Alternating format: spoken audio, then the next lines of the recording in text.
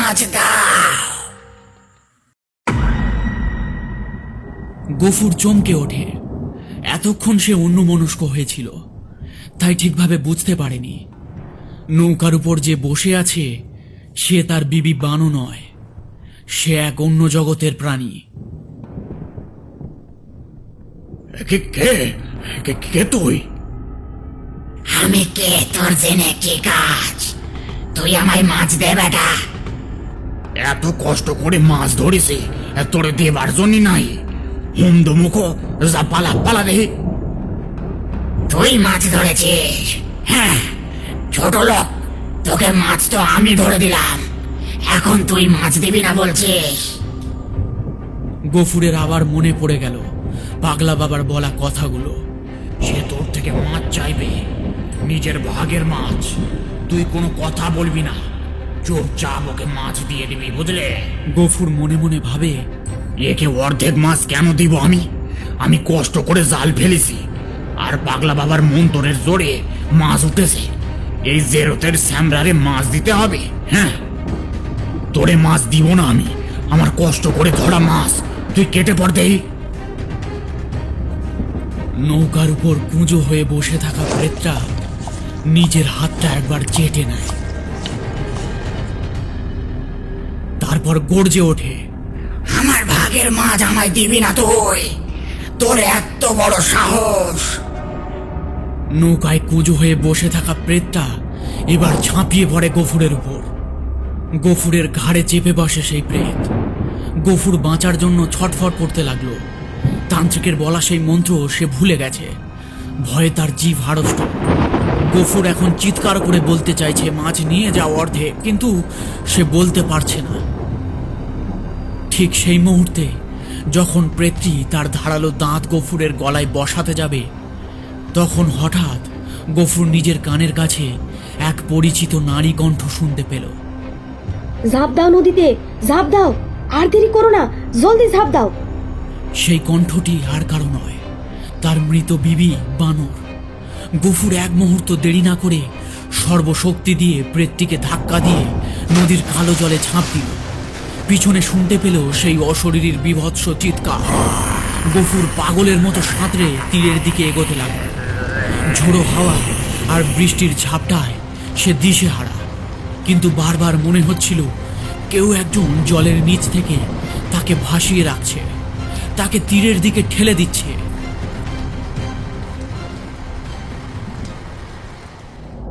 কাদা মেখে গফুর যখন তার ভাঙা কুড়ে ঘরের দাওয়ায় পৌঁছালো, তখন সে প্রায় সংজ্ঞাহীন।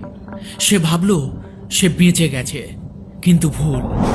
ঘরের দরজার সামনে আসতেই সে দেখল সেই নৌকার কুঁজো প্রেতটি আগেই সেখানে পৌঁছে গেছে। তার শরীর থেকে পচা মাছের গন্ধ বেরোচ্ছে।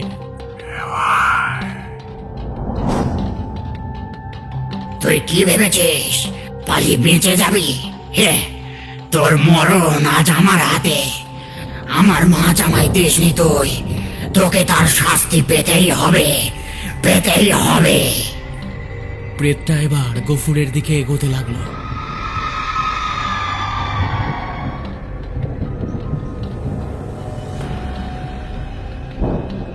হঠাৎ গফুর দেখল তার সামনে আচ্ছা এক কুয়াশার মতো অবয়ব দাঁড়িয়েছে।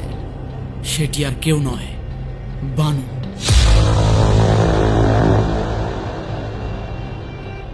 ওকে ছুবি না, যা, চলে যা, চলে যা বলছি। আমার বাড়ি ছেড়ে তুই চলে যা।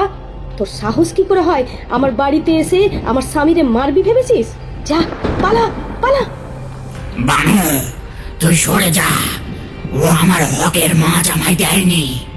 ওর মৃত্যু আজ আমার হাতে। ওরে আজ কেউ বাঁচাতে পারবে না, তুইও না। দেখি কেমন করে তুই আমার স্বামীরে মারিস। হঠাৎ দুটো অশরীরীর দেহ কালো ধোঁয়ার মতো একে অপরের সাথে লড়াই শুরু করে। ধীরে ধীরে দুটো কালো অবয়ব ঘরের বাইরে বেরিয়ে যেতে লাগলো। যাওয়ার আগে বানু একবার গফুরের দিকে ফিরে তাকালো। তার চোখের কোণে এক ফোঁটা অশ্রু, যা অশরীরী হয়েও জীবন্ত। তারপর বানর ছায়াটি সেই প্রেতসহ ধোঁয়ার মতো মিলিয়ে গেল রাতের অন্ধকারে।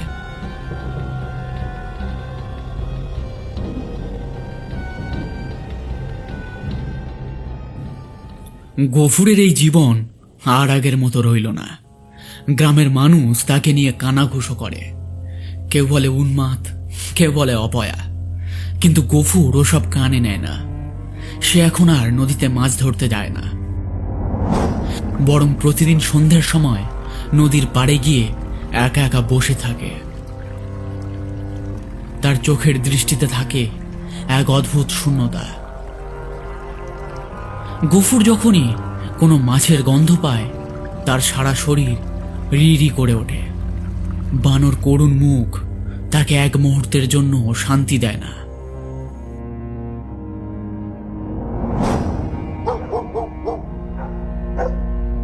সেদিন ছিল অমাবস্যার রাত।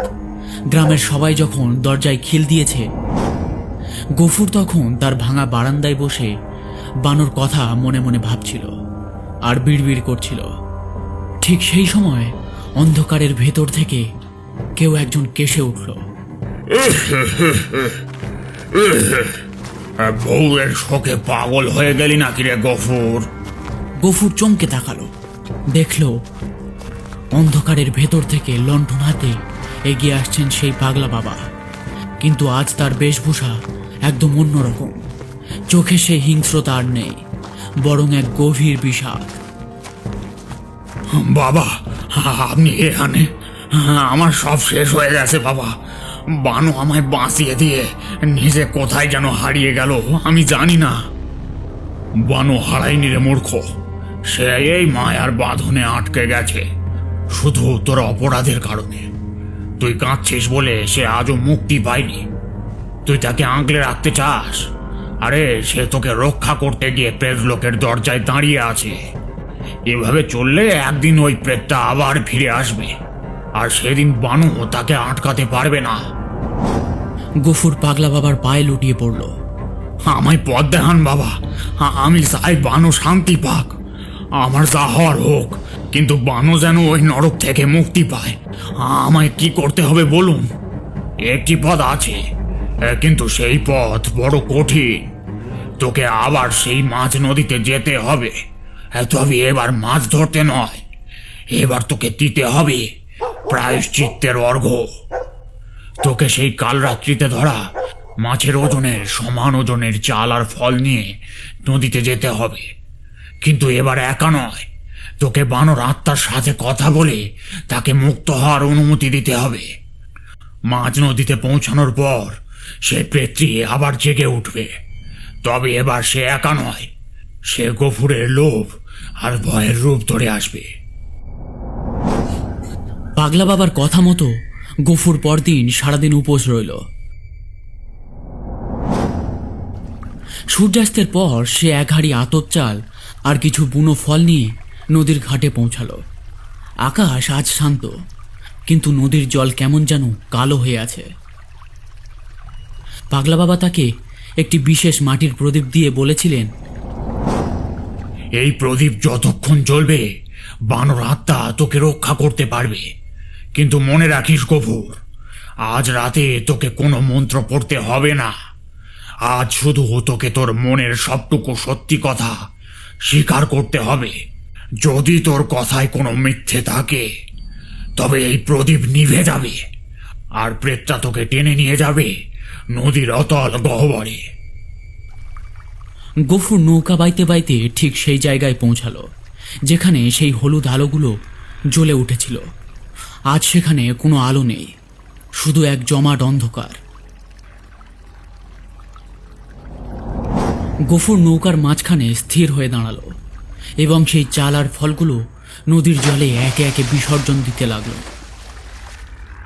বানু, তুই যে এখানেই থাকিস, একবার শুনে যা। আমি জানি আমার হাতের চরে তোর প্রাণ যায়নি, তোর প্রাণ কেড়েছে আমার অভাব আর আমার বাজে মেজাজ। তোকে আমি কোনোদিন সুখ দিতে পারিনি, উল্টে মরে যাওয়ার পরেও তোকে শান্তিতে থাকতে দিচ্ছি না। আজ আমি তোকে মুক্তি দিতে এসেছি বানু। গফুর, আজ বানু তোকে বাঁচাতে আসবে না, সে আজ বড়ই ক্লান্ত। আজ তোর প্রাণ নিয়ে আমি আমার মাথের শোধ নেব। প্রেতটা এবার নৌকায় হাত রাখতেই প্রদীপটা থরথর করে কেঁপে উঠল। গফুর ভয় পেল না, সে প্রেতটার চোখের দিকে তাকিয়ে চিৎকার করে বলল, মাছ নিবি? নে, কিন্তু বানুকে কেন আটকে রেখেছিস? ও তো কোনো দোষ করেনি, ও শুধু তোকে বাধা দিয়েছিল। আজ আমি স্বীকার করছি, আমি লোভী, আমি অপরাধী।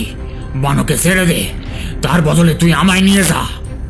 গফুরের এই নিঃস্বার্থ স্বীকারোক্তি শোনার সাথে সাথেই নদীর উপর বানর অবয়ব দৃশ্যমান হলো। তবে আজ আর তার গায়ে রক্তমাখা শাড়ি নেই, তার মুখটা শ্রাবণের আকাশের মতো নির্মল। বানর উপস্থিতিতে প্রদীপের উত্তাপ আরো বেড়ে যায়। প্রেতটা সেই আগুনের তাপে আর্তনাদ করে ঝপাং করে জলে ডুব দিল। সে আর কোনোদিন গফুরের কাছে ফেরার সাহস পাবে না। ধীরে ধীরে চারপাশ শান্ত হয়ে গেল। বানর অবয়বটা এবার গফুরের নৌকায় এসে দাঁড়ালো। গফুর দু হাত দিয়ে বানকে ধরতে গেল, কিন্তু তার হাত শুধু শূন্য বাতাসে ছুঁলো। বানো মিলিয়ে গেল রাতের অন্ধকারে।